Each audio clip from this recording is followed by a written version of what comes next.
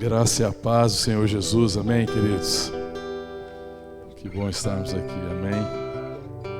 Mateus 6, verso 25.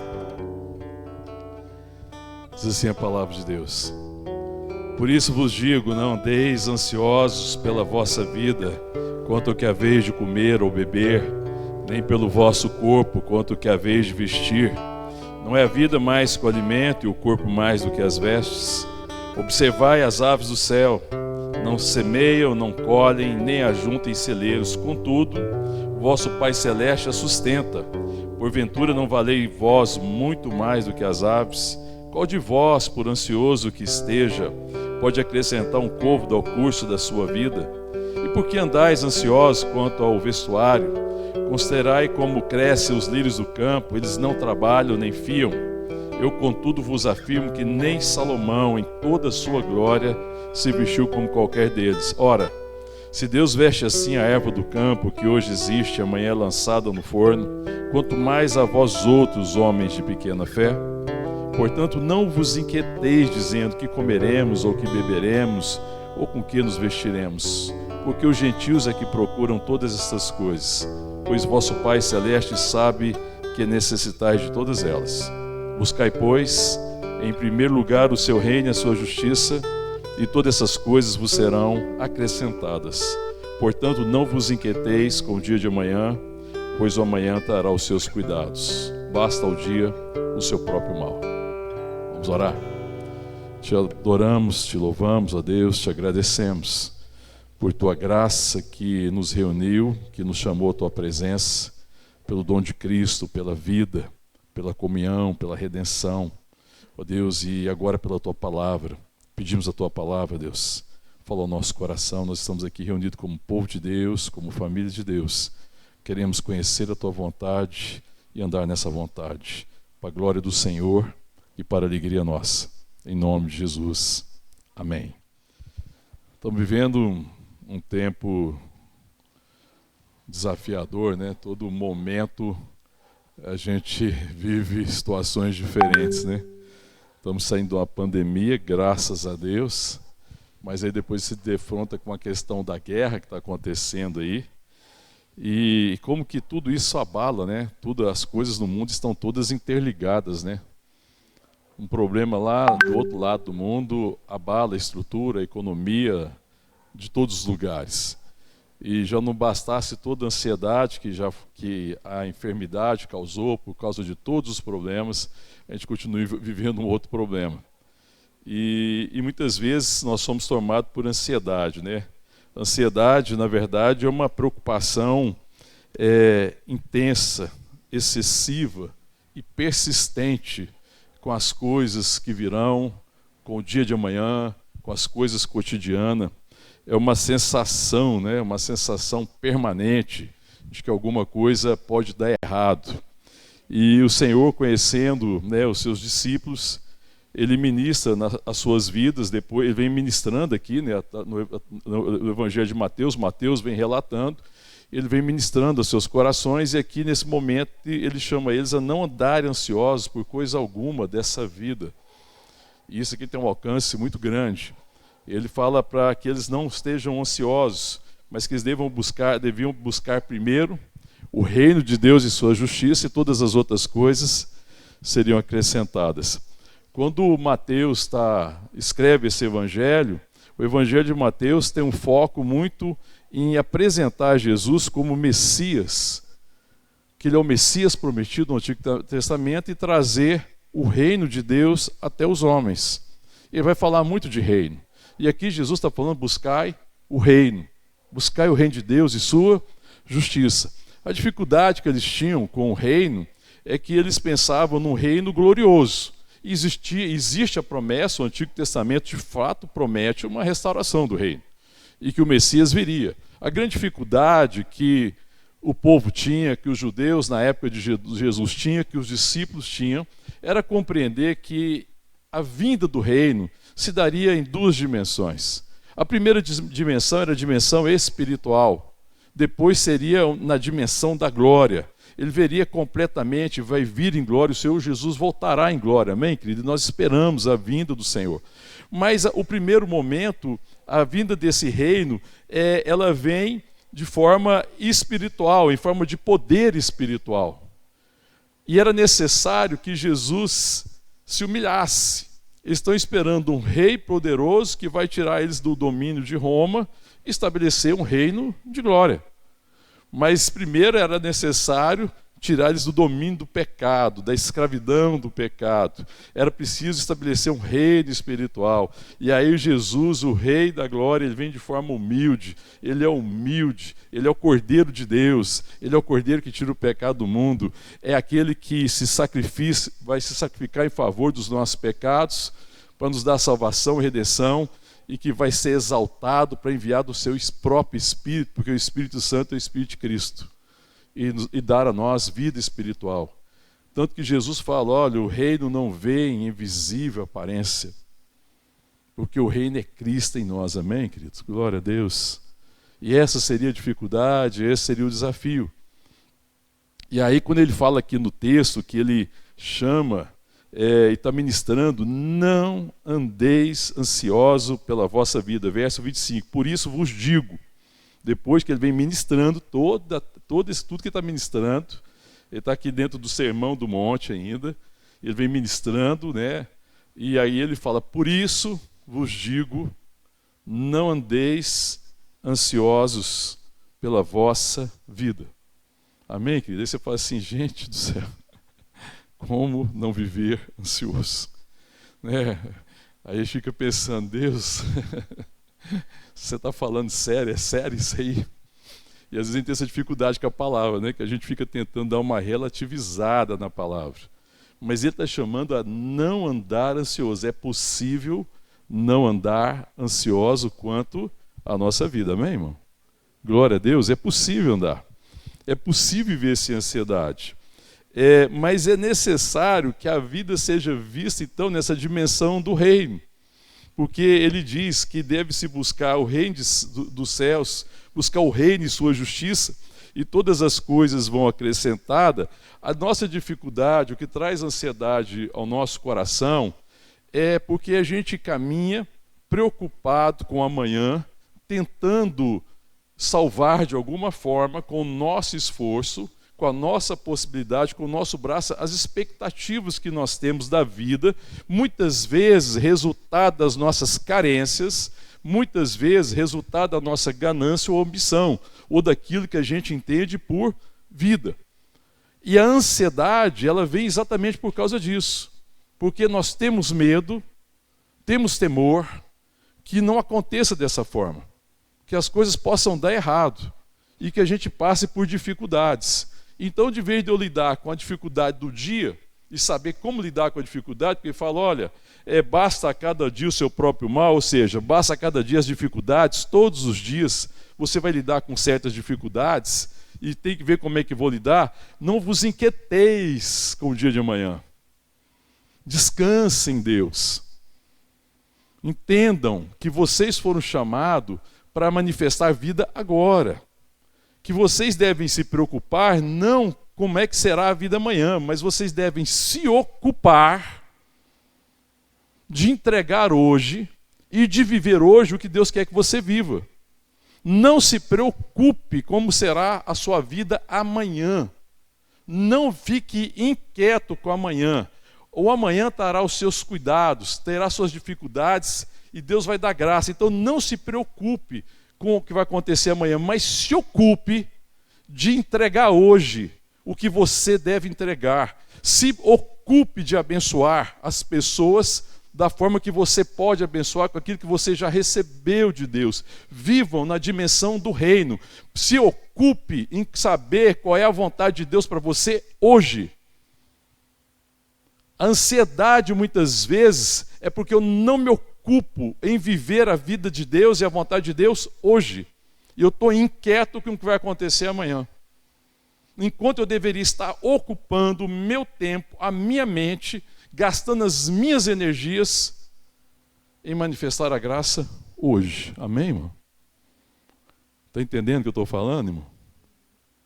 A ansiedade é uma preocupação excessiva, grande, a respeito de coisas futuras, que eu não tenho exatamente o controle, mas que eu estou tentando sustentar, às vezes, com a minha mão, com a minha força, e isso vai trazendo uma ansiedade, uma preocupação, uma inquietação. Mas o Senhor está falando, não andeis inquietos, não andeis ansiosos pela vossa vida. Não andeis ansiosos. Ele vai dar o exemplo aqui, quanto ao que é a vez de comer ou beber, nem pelo vosso corpo, como é a vez de vestir, não é a vida mais do que o alimento. A vida não é mais importante do que o alimento, irmão. E ele está falando depois, e o corpo mais do que as vestes. Por que vocês estão preocupados com essas coisas? Depois ele fala, o seu Pai Celeste sabe que vocês precisam de todas as coisas. Então, existe aqui um motivo de conforto no meu coração em reconhecer, saber, conhecer, ter consciência que Deus sabe das minhas necessidades. Amém, irmão? E Deus é amor, irmão. E Ele é provedor. E ele tem domínio sobre todas as coisas. Ele é o Deus soberano. Então eu preciso descansar nessa soberania bendita de Deus, nessa onisciência de Deus, em que Ele conhece cada uma das nossas dificuldades, cada uma das nossas necessidades, e Ele cuida de nós. Amém? E Ele dá esse exemplo no verso 26, observai as aves do céu, não semeiam, não colhem, não ajuntam em celeiros, contudo vosso Pai Celeste as sustenta. Porventura vocês não valem muito mais do que as aves. É incrível, né, irmão? Precisando lembrar a gente que a gente vale mais do que as aves. Estava na fazenda esse final de semana, recebi uma visita lá, e ele vendo lá os pássaros, e tem muito pássaro lá, e a cantoria do final da tarde. E aí eu mostrei para ele que a gente cuida dos pássaros lá também. A gente coloca alpiche para eles, para os canarim, e fizemos umas casinhas lá para eles terem o ninho deles. Eles não se preocupam com nada. Vive cantando, irmão. Amanhece cantando, passa o dia cantando, dá fome, vai lá, come. Acabou a fome, vai lá, faz as outras coisas que tem que fazer, passa o dia, final do dia, canta de novo, vai pro ninho e dorme. Ansiedade zero. Irmão, aí Deus está falando, mira os pássaros. Mira os pássaros. É assim que vocês deveriam ter, a relação de vocês com quem vocês vão comer, ou beber, ou vestir, deveria ser assim. Vosso Pai Celeste cuida. Ele está falando que quem cuida dos pássaros é Ele mesmo, né? Ele estava cuidando dos pássaros lá da fazenda através de nós. E que está provendo. E se a gente não tivesse providência, tem providência na natureza, tem semente, tem tudo. Eles não estão preocupados. Você já viu algum pássaro ansioso? Preocupado, cabisbaixo, preocupado se vai ter comida. Quando você lembra de pássaro, você lembra, né, dessa graça, do voo, do canto, da alegria. Porque o canto fala de alegria mesmo. Existe uma alegria, existe um descanso. Não plantam nada, irmão. Eles não semeiam nada. A gente passa lá preocupado, tem que plantar, tem que cuidar da lavoura, tem que cuidar da erva daninha, depois tem que fazer cobertura, depois tem que fazer não sei o quê, depois tem que colher, depois tem que levar para o celeiro, depois tem que cuidar para não perder com caruncho, com mais não sei o quê. Eles não fazem nada disso. Mas Deus cuida deles, amém, irmão? A gente não vale mais que os pássaros, amém, irmão? Por que a gente fica ansioso? As pessoas estão preocupadas com fome no mundo. Eu falei, não estou dizendo que não pode haver, não estou dizendo. Aliás, existe uma certa dimensão de fome no mundo. Eu não estou dizendo que a crise, os problemas de fertilizante e tudo não possam causar isso, não estou dizendo. Mas por que eu deveria ficar preocupado com isso? Eu deveria fazer, sabe o que hoje? Dar comida para quem precisa. Eu deveria me ocupar hoje de comprar algumas marmitas e comprar comida e me preocupar se tem gente com fome hoje. Porque hoje eu posso alimentar pessoas. Amém, querido? Hoje eu posso abençoar vidas. Eu deveria me preocupar se tem gente precisando de remédio. E não se nós vamos precisar de remédio amanhã. Não se vai ter necessidade amanhã. Mas tem pessoas hoje passando necessidades, pessoas enfermas. Eu deveria me ocupar disso, em minimizar a dor de quem sofre, ou aliviar a fome de quem está passando fome, ou aliviar a sede de quem está com sede, hoje, me ocupar disso, porque amanhã haverá provisão. Eu devo me ocupar de repartir a provisão que eu já tenho. Amém, querido? É isso. Eu deveria me ocupar em repartir vida. Eu devo me ocupar em abençoar quem precisa ser abençoado. Porque quanto amanhã eu posso descansar, porque eu já sou abençoado. E é parte da minha bênção. Tem um Deus que me ama, que se deu por mim, que cuida de mim, que fala para mim: não vos inquieteis quanto ao dia de amanhã. Eu sei o que você necessita. Está entendendo, irmão? E é isso que Jesus está falando. E depois ele fala assim, verso 27. Qual de vós, por mais ansioso que esteja, pode acrescentar um côvado ao curso da sua vida, ou seja, um pedacinho, porque o côvado é uma medida de altura, mas aqui está falando de dimensão. A sua ansiedade, a minha ansiedade, pode acrescentar um pedacinho, alguns minutos a mais de vida? Será que a nossa ansiedade permite que a gente viva um dia a mais, algumas horas a mais, alguns meses a mais, alguns anos a mais? Permite? Pelo contrário, está aí tirando a nossa vida e está nos adoecendo. Então Jesus está falando, a ansiedade de vocês não pode acrescentar nada, nem um pedacinho. Aí quando você olha na dimensão da existência, que a nossa existência é uma existência bem razoável, que quando você fala na dimensão da vida terrena, a preocupação da gente não acrescenta nada. Depois ele fala assim no verso 28, e por que andais ansiosos quanto ao vestuário? Considerai como crescem os lírios do campo, eles não trabalham, não fiam, e eu contudo vos afirmo, nem Salomão, em toda a sua glória, se vestiu como qualquer deles. Ora, se Deus veste assim a árvore do campo, que hoje existe, por mais bela que seja, e por mais extraordinária que seja, porque ele está contemplando, certamente quando Jesus estava ali na Palestina e que ele estava ministrando, ele contemplava as flores natural ali da região, que são muito belas, e que florescem naturalmente em todos os lugares, nas encostas, em todos os lugares, nos campos. E ele passava e falava assim, gente, ninguém plantou isso aqui. Mas elas são tão bem ornamentadas, e é tão bela. Já parou para ver, irmão? A beleza. A gente fica surpreso, extasiado de ver a beleza de uma coisa que hoje existe, mas é que amanhã não vai existir mais, que é passageiro. Mas ele fala, olha, nem Salomão, com toda a sua glória, se vestiu como qualquer uma delas. Aí o que ele fala mais? Ora, verso 30, se Deus assim veste assim a erva do campo, que hoje existe amanhã lançada no forno, quanto mais a vós outros. Aí depois o final esclarece algumas coisas. Quanto mais a vós outros, quem? Homens de pequena fé. A crítica de Jesus é exatamente a fé, a pequena fé. Por eles não caminharem pela revelação que Deus estava trazendo através do seu Filho, através de Cristo, o sacrifício, o significado. Se Deus nos deu o seu Filho, se Deus deu o melhor dele, se Ele deu o seu único Filho, por amor de nós.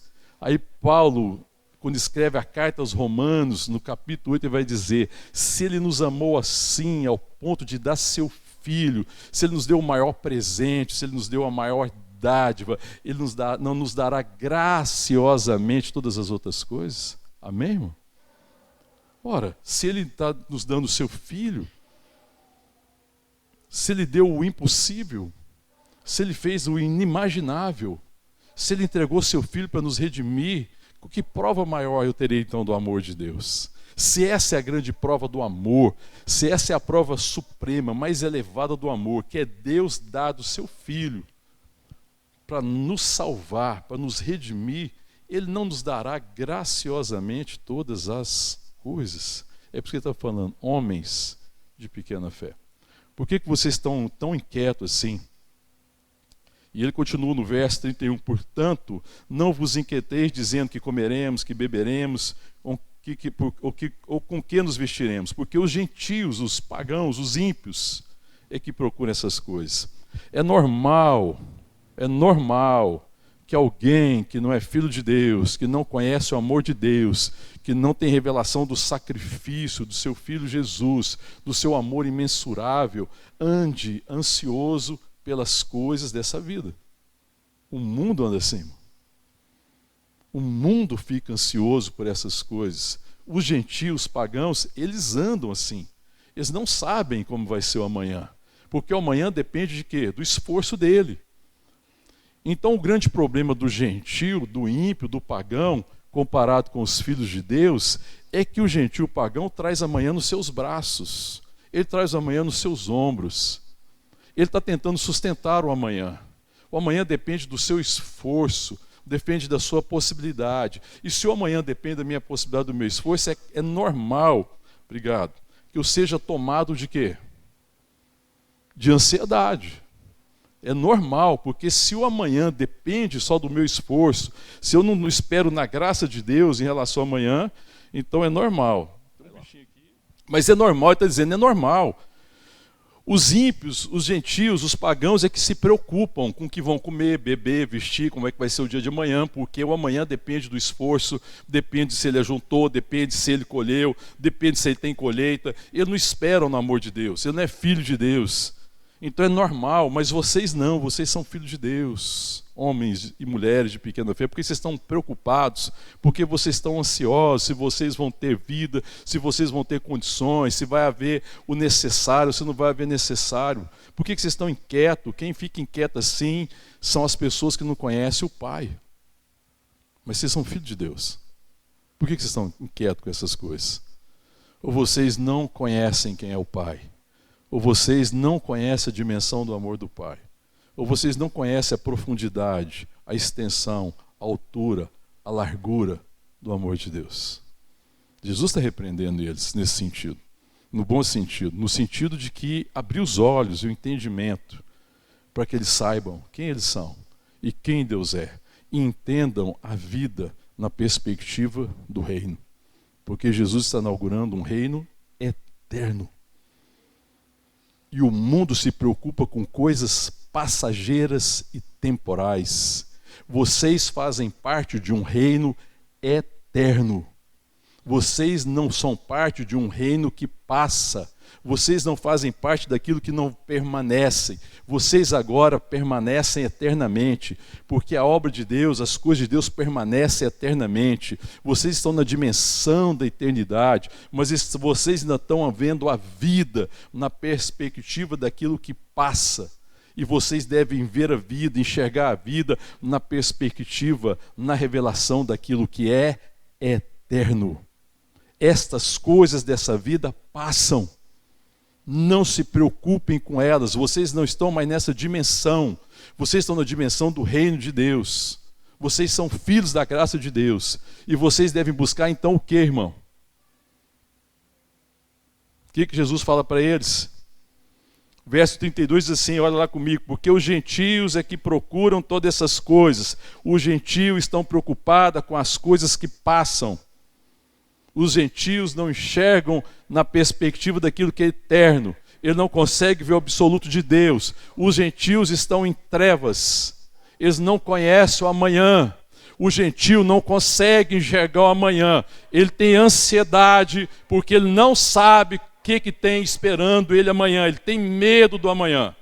O amanhã ele é escuro, mas os filhos de Deus enxergam o amanhã como hoje, porque ainda que eu não saiba o que está me esperando, eu sei quem eu sou, eu sei quem é Deus, e eu sei que existe graça, eu sei como será o amanhã. A graça estará sobre mim, o amor de Deus me sustentará, e os meus olhos serão iluminados pela sua palavra. Eu andarei em segurança, e eu permanecerei nele. Haverá graça, haverá provisão. Eu não preciso temer o amanhã, porque o amanhã não me é escuro. Eu vejo amanhã, eu vejo luz, eu vejo graça, ainda que eu não saiba exatamente o que vai acontecer. E eu não preciso me preocupar com o que vai acontecer. Eu sei quem eu sou, eu sei quem Deus é. Sou filho de Deus. Eu me descansarei no seu amor. A sua graça me é suficiente. O seu amor me basta. Amém, querido? O amanhã não me é escuro. Eu não temo pelo amanhã. Porque eu sei o que me espera amanhã. Graça, provisão, direção. Eu sei, o que Deus tem preparado, ainda que eu não compreenda as circunstâncias. Porque eu descanso na minha condição. Eu deveria ter medo da manhã se eu não soubesse a minha condição de filho de Deus, amado por Deus, guardado por Deus. Eu não conheço a circunstância exata, mas eu conheço a minha condição de filho. Amém, querido? O ímpio não conhece essa condição. Ele não conhece Deus. Ele não conhece o seu amor. O amanhã lhe é escuro. Ele não tem as condições para o amanhã. Ele não conhece a circunstância do amanhã. Ele fica ansioso pelas coisas dessa vida. Vocês não. Vocês não deveriam, pelo menos, é o que a palavra de Deus está dizendo. Amém, irmão? Amém? Vocês não deveriam. Não andeis ansiosos. Não ande. Ainda que a ansiedade tente bater a sua porta, lembre-se de quem vocês são. Lembre-se do amor de Deus. E pare de se preocupar com amanhã e se ocupem de ser bênção hoje. Amém, irmão? Repartam hoje, que amanhã haverá provisão, e por mais difícil que seja a circunstância da manhã, eu tenho certeza que amanhã eu não serei o necessitado das coisas que Deus poderia providenciar para mim. Não, pelo contrário. Eu serei instrumento de Deus para abençoar os que precisam. Haverá provisão, não só para mim, mas para que muitos sejam abençoados através da minha vida. Amém, querido? Então não se inquieteis com o dia de amanhã. Buscai, pois, em primeiro lugar. Agora o verso 33 é a chave de tudo. Buscai, pois, em primeiro lugar o seu reino e a sua justiça, e todas as coisas vos serão acrescentadas. O que é buscar em primeiro lugar o seu reino e sua justiça? Como é que você pensa essa questão de buscar o reino e sua justiça?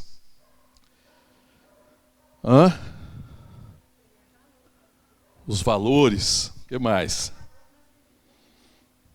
O valor do nosso coração, porque quando ele fala buscais em primeiro lugar o seu reino e sua justiça, não é fazer certas coisas para alcançar certas coisas.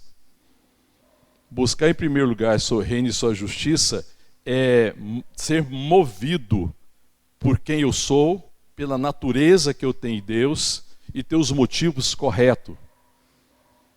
É você buscar em primeiro lugar a vontade de Deus, porque reino fala de vontade, fala de rei. E se existe um rei, existe uma vontade bendita. E a vontade do reino deve ser a vontade de Deus. E ela é bendita. Então buscar em primeiro lugar seu reino e sua justiça não é fazer certas coisas para que aconteçam aquelas outras coisas. É se eu tiver um certo comportamento, aquilo vai acontecer. Não, não é nada disso. Não é uma questão de ordem, daquilo que eu faço para que aconteça algo. Não, mas é uma questão de motivo, de essência. Lembrem a essência de vocês. Lembrem que vocês têm a natureza de Deus. Deixe essa natureza fluir naturalmente. Andem no Espírito. Não andem na carne. Não andem por aquilo que os seus olhos veem. Não sejam abalados pela circunstância. Não deixe a circunstância governar a vossa vida, mas que a vossa vida seja governada pela vontade de Deus. Procurem conhecer qual é a vontade de Deus. É isso que é buscar o reino. Porque a gente pensa que buscar o reino, às vezes é vir fazer certas coisas, ter um certo comportamento. A gente associa muito isso porque nós temos uma tendência de ver as coisas de forma religiosa. Nós pensamos, se fizer o ritual certo, a coisa certa, eu vou colher aquilo. Não, buscar o reino é ter os motivos certos no coração. É uma questão da minha natureza bendita, santa, natureza de Deus. Busquem viver segundo quem vocês são em Deus. Vocês são nova criatura. As coisas antigas já passaram. Não vivam como velho homem, mas vivam na dimensão do novo homem. Andem no Espírito. Conheça a vontade de Deus. Se preocupe com a vontade de Deus. Tenha os valores corretos. Ou seja, então, o que interessa é o seguinte: busquem a essência de quem vocês são. Busque o reino. Os valores do reino. Todos os dias, o nosso desafio não é as dificuldades e as adversidades que nós vamos enfrentar, porque todos os dias existe um certo número de dificuldade e adversidade para ser enfrentada. O nosso desafio é o motivo que estará no meu coração.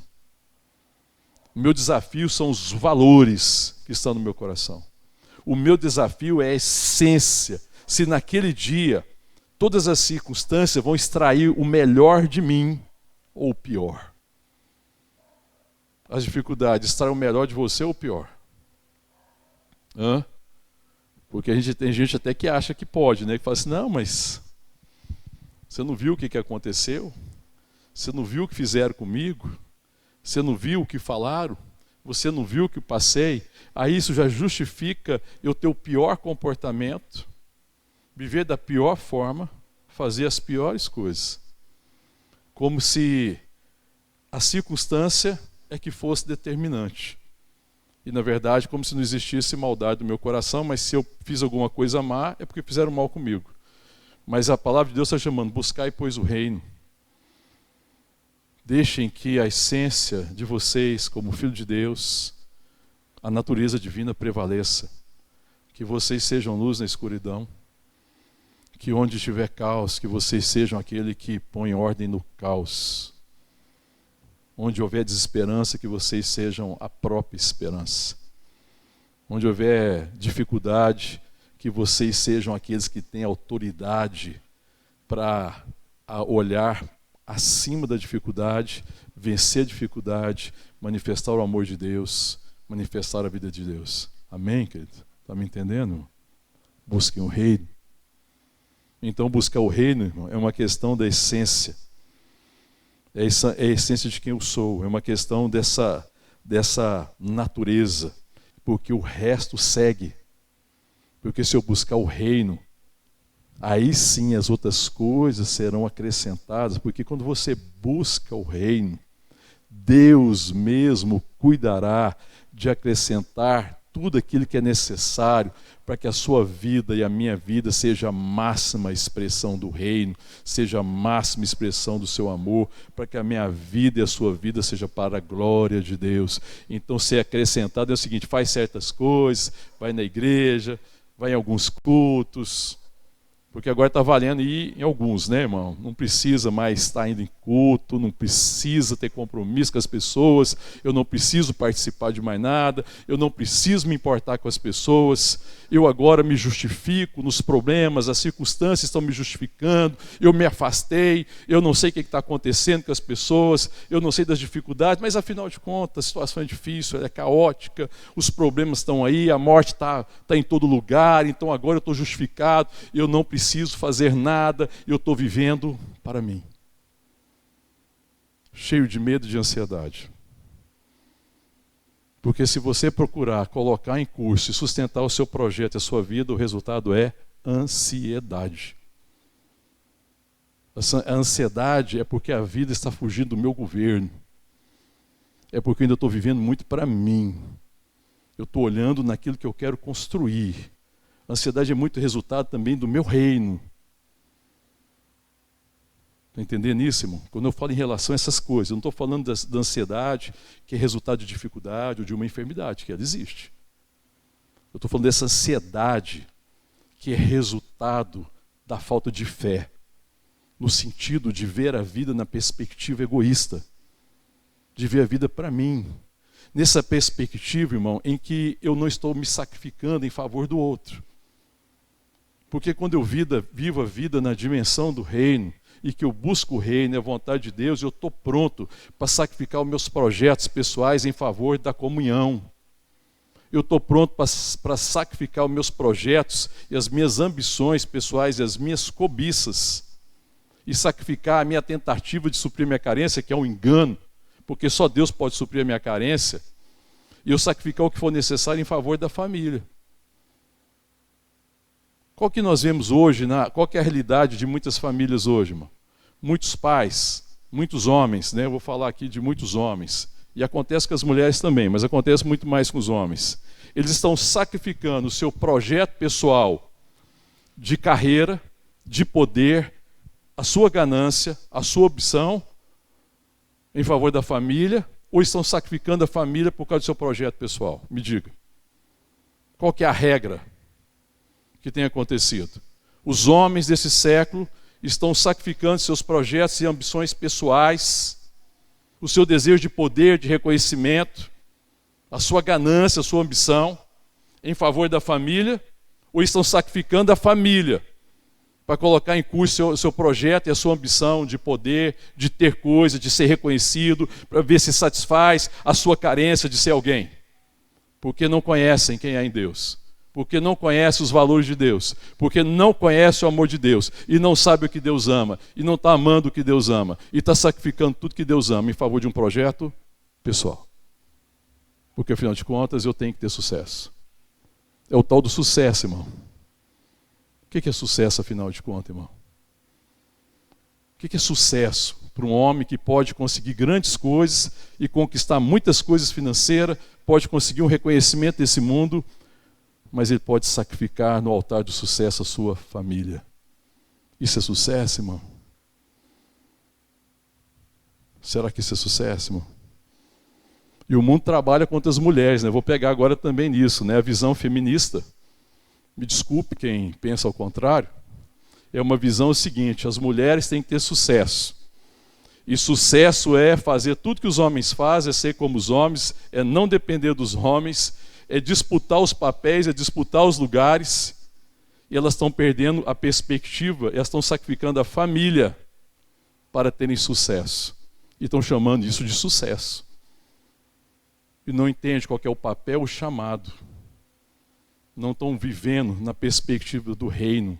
Não buscam o reino. Não estou dizendo que as mulheres não podem trabalhar, elas podem e devem, irmão. Os homens podem e devem.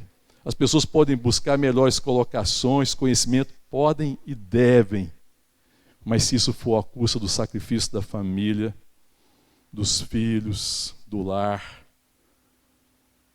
isso é uma cegueira. Isso é coisa de gente ímpia, que não entende, tem medo do amanhã, está querendo se garantir. Eu te garanto, essas pessoas estão com o coração tomado de ansiedade. Mas não seja assim com vocês, filhos de Deus. O reino de Deus deve ser o meu grande valor, deve ser a minha essência, deve ser o motivo de tudo que eu faço. Sonde o seu coração hoje, quando você voltar para a sua casa. Amanhã, quando você for levantar cedo, acorda mais cedo amanhã, coloca o relógio para tocar mais cedo amanhã, se coloca diante de Deus e fala: Deus, sonda os motivos do meu coração. Se eu vou levantar hoje para fazer coisas que têm valor eterno, coisas que permanecem, ou se eu estou vivendo na dimensão daquilo que passa, que não permanece. Porque aquilo que os nossos olhos veem é passageiro, é temporal. Mas aquilo que é visto com os olhos da fé permanece eternamente. E eu posso fazer a pergunta que vai ajudar você a fazer uma reflexão, que ajuda a gente a fazer uma reflexão. Você pode perguntar para você mesmo: Deus, me ajuda, sonda o meu coração e me responde. Eu estou investindo no que é permanente, ou eu estou investindo a minha vida, meu tempo, meus recursos, minhas energias naquilo que é passageiro? Amém, querido? É muito grave isso, irmão. É muito grave isso.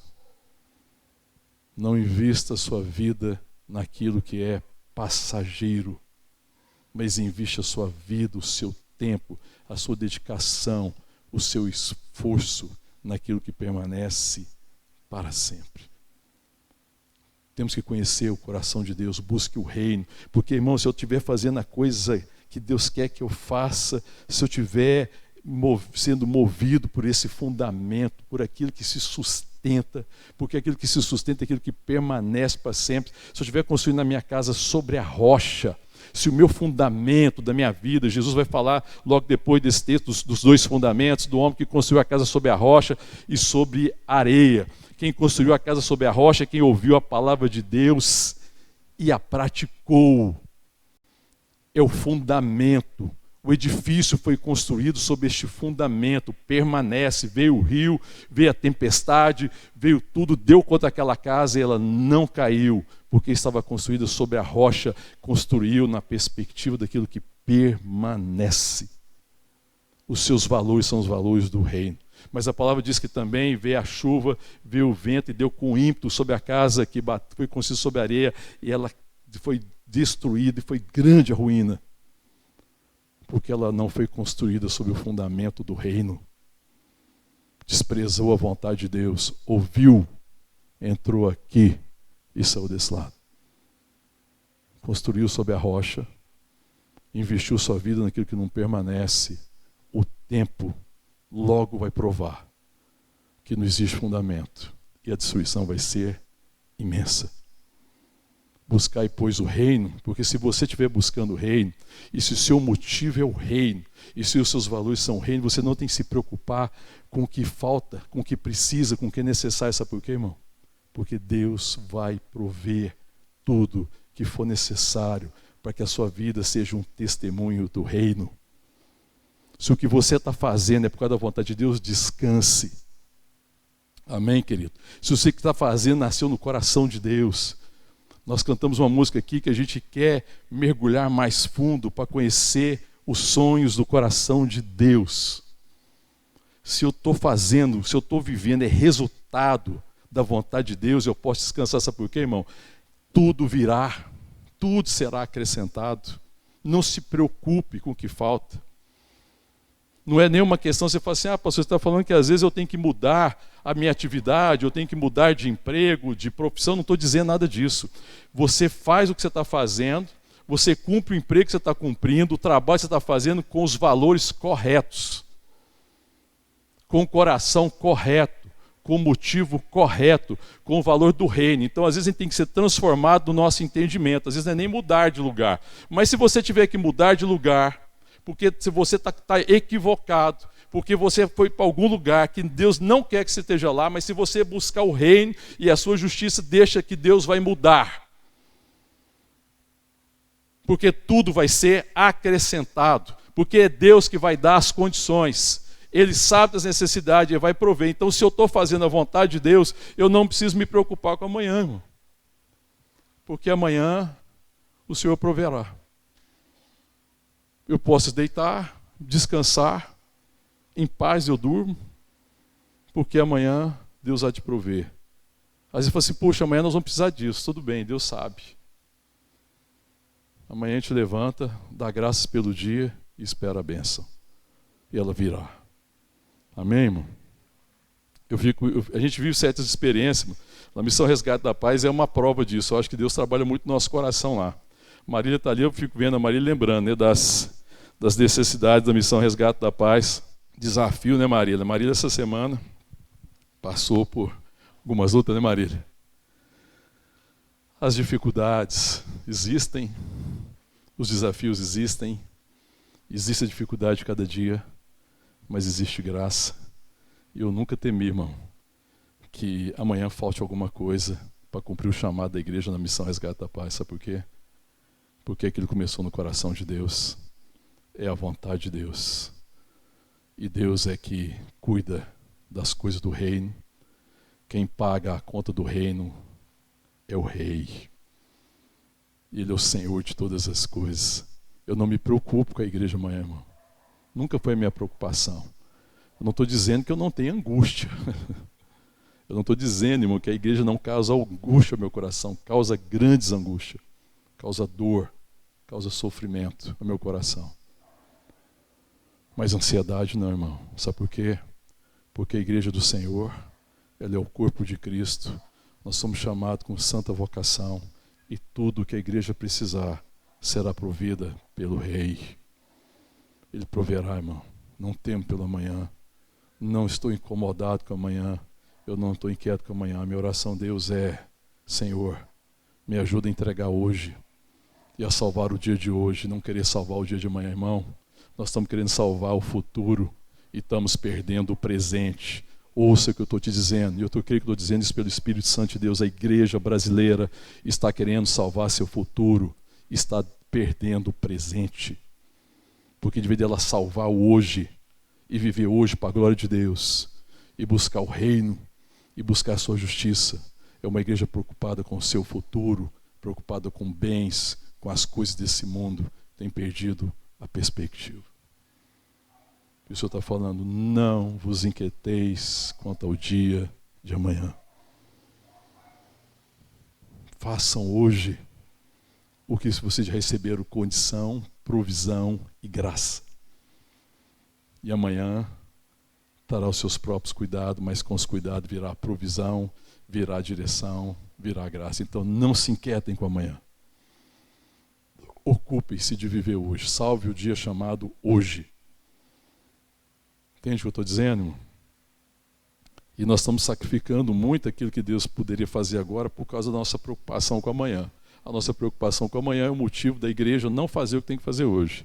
Irmãos, eu vejo assim, pessoas que precisam, lá, vou dar o exemplo da Missão Resgate da Paz, tanta coisa que tem necessidade. Tem necessidade lá, Maria? Pouca coisa, né? Tem, Neuza, lá necessidade? A igreja não conhece, irmão. Por que ela não conhece, irmão? Porque está preocupada com amanhã. Aí você fala assim, irmão, você poderia ir lá, estão precisando lá, podia abençoar, tem tempo não, pastor. Ah, é, irmão? Muito bem.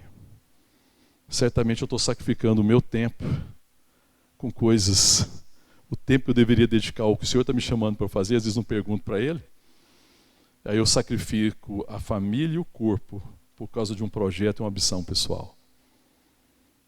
Me perdoe, mas essa é a verdade das grandes vezes que nós falamos que não tem tempo, irmão.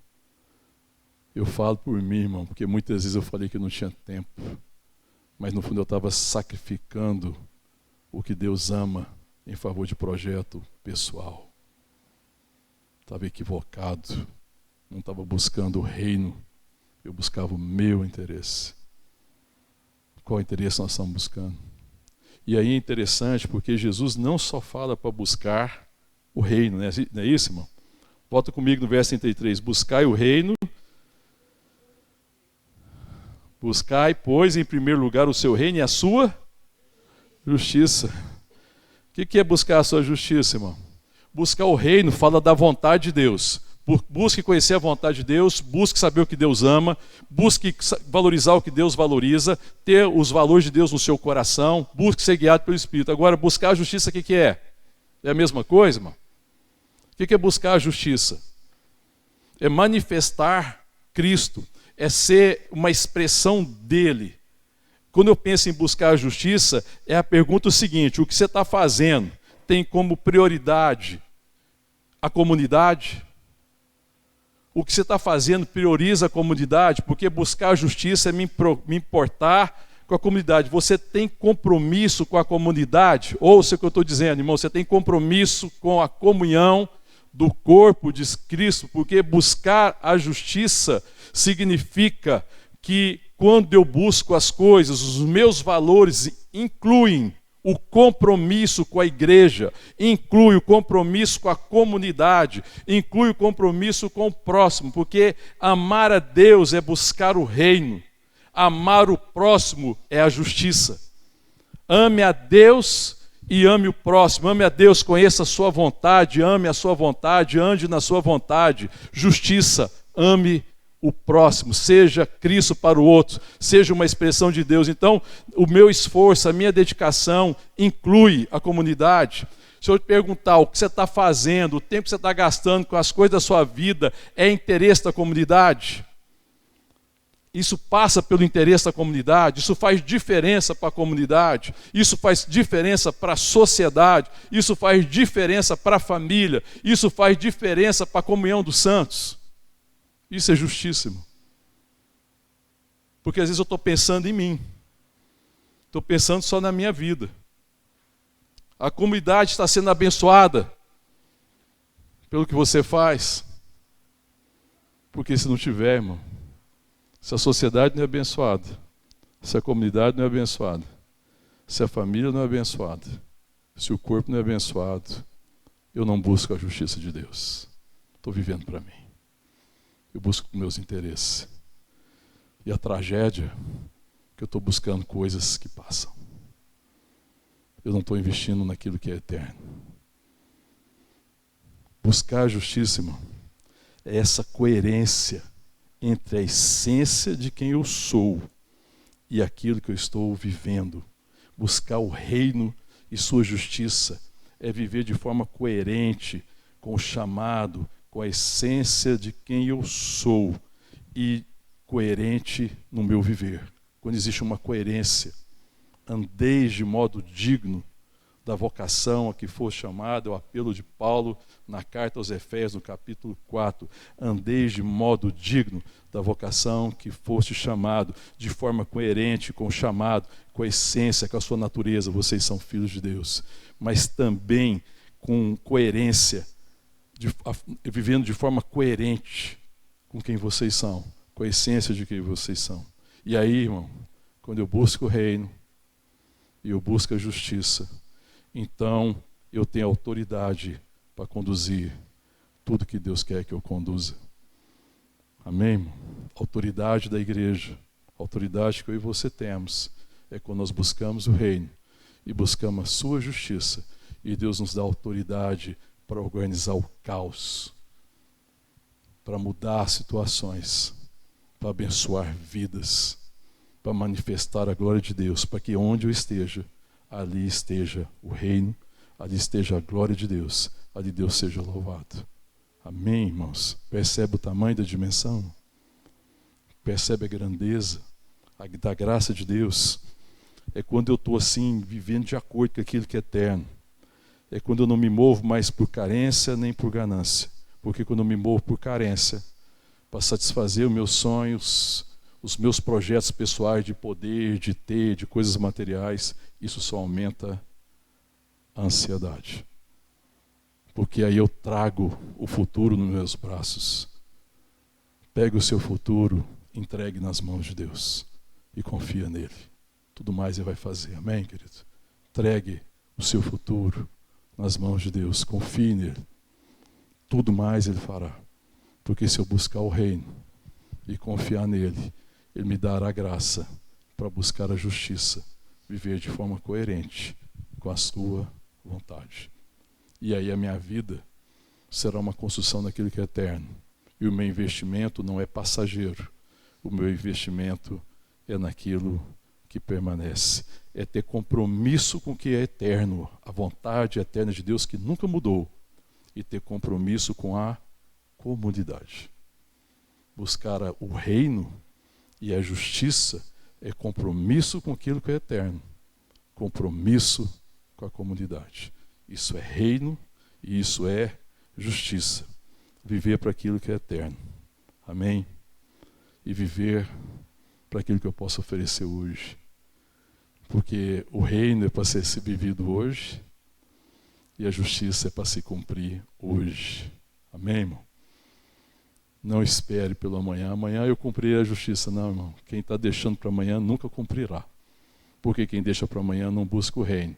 Quem deixa para amanhã está vivendo para si. Está sacrificando os valores do reino.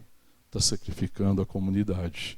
Para um projeto pessoal, de ambição, egoísta, passageiro, que não permanece. Quem vive assim está desperdiçando a vida. Mas o Senhor está dizendo, não desperdice a vida. Busque o reino e sua justiça. E eu acrescentarei todas as coisas que são necessárias. Portanto, não vos inquieteis com o dia de amanhã. Vamos ficar de pé, vamos orar? É evidente que quando Jesus fala isso aos discípulos, a multidão que estava ali, quando ele está ministrando, esse sermão, é porque havia muita ansiedade no meio do povo, pouca compreensão do reino e muito menos justiça. Mas isso não era impedimento para que ele manifestasse o reino e nos ajudasse a cumprir a sua justiça. Amém? E não importa de como eu vivi até agora, irmão. A igreja vive nessa época um momento único e singular. Eu creio que tudo isso que aconteceu com a igreja, com tudo que aconteceu com o mundo, é uma grande oportunidade que a igreja tem de voltar à sua essência. Buscar o reino é voltar à essência. É lembrar da minha natureza bendita. É lembrar que eu sou nova criatura. É lembrar que a minha perdição era salvar a minha vida. E que salvação é dar a minha vida em favor do outro. É lembrar que se eu tirasse um retrato do meu passado, eu ia ver um homem egoísta. correndo atrás dos seus projetos, querendo satisfazer suas carências, suas ambições, sacrificando relacionamentos, sacrificando pessoas, sacrificando vidas, por causa de uma ambição pessoal. Essa é a foto do velho homem, mas a do novo homem deve ser o reino.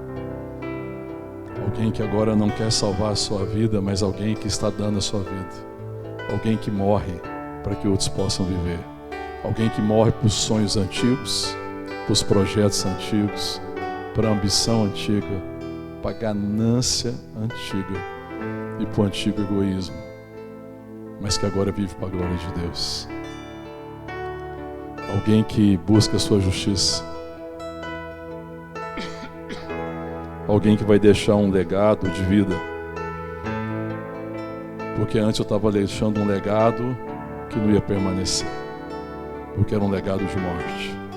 Mas agora eu sou chamado para deixar um legado eterno.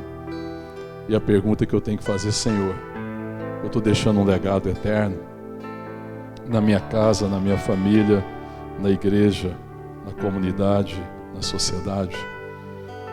Amém? Porque assim deve ser o novo homem e a nova mulher. Então coloque seu coração diante de Deus e fale: Senhor, restaura no meu coração o reino e a sua justiça para a tua glória. Em nome de Jesus.